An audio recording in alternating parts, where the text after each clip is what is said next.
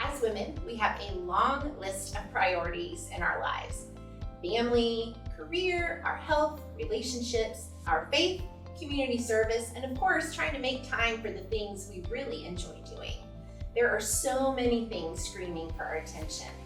But if someone were to ask you to put your list of priorities in order, where would you place your relationship with Christ? Being completely honest, would your walk with Jesus even make the top 5? During COVID, we had the opportunity for a reset of sorts. The busyness of life as we once knew it came to a complete halt. We were given a unique opportunity to look at our lives and to reevaluate what we do and why we do it. For several weeks, many of us were working from home. Kids were doing school online, and watching church became our new Sunday morning routine. Extracurricular activities were placed on a hold, and we were not going out to restaurants and concerts or movies. And as a result, we were left with a lot more time on our hands, forced to slow down.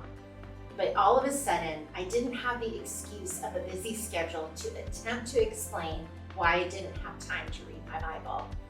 Without so many places to be and commitments to follow through with, I didn't have the excuse as to why I couldn't spend time in prayer that lasted longer than 60 seconds. So I began reading my Bible again every day. I began really seeking the Lord in prayer on behalf of others and myself. And I once again began to crave this time with the Lord. I decided to make my relationship with Jesus my top priority once again. But now life is returning to a more familiar pace. My calendar is starting to fill up, and I'm faced with a choice. Do I keep my walk with Jesus a top priority, or do I let the busyness that life can bring push him to the back burner to move down in the rank on my priorities list? Deuteronomy 6 tells us to love the Lord with all our heart, all our soul, and all our strength. Notice that the word all is used 3 times in this one very tiny verse. You see, we are often tempted to give God pieces of ourselves.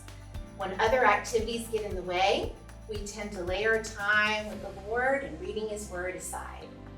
Jesus is clear when he tells his disciples to first seek the kingdom of God. Our priorities declare where our affections preside. If you're like me, we can honestly say that we want our affections and our attentions to be attuned to Jesus above everything else. For most of us, I do believe we really want this. So why is this a never-ending problem?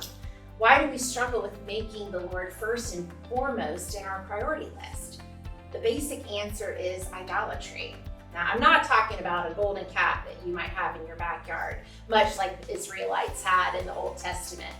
Idolatry can easily be defined as anyone or anything that takes the place of God in our lives. If something or someone has my heart more than God does, it's an idol in my life.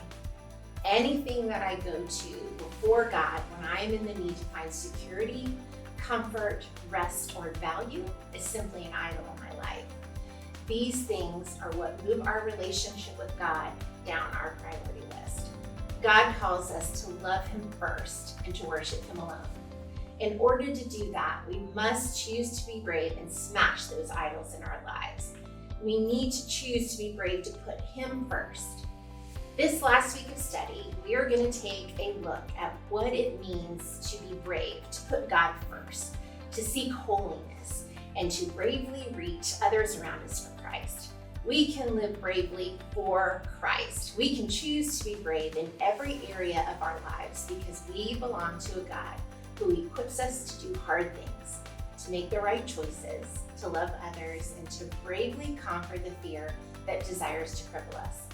A desperate, lost world is watching, my friends, a world who is looking for a relationship with Jesus. Let's choose to be brave ambassadors for kingdom's sake. Let's choose to love and to live like Jesus. God has placed us right here for such a time as this. We were made for this time in the world's timeline. So let's choose to put God first. Let's choose to be a light around us, and let's choose to rise up and live bravely.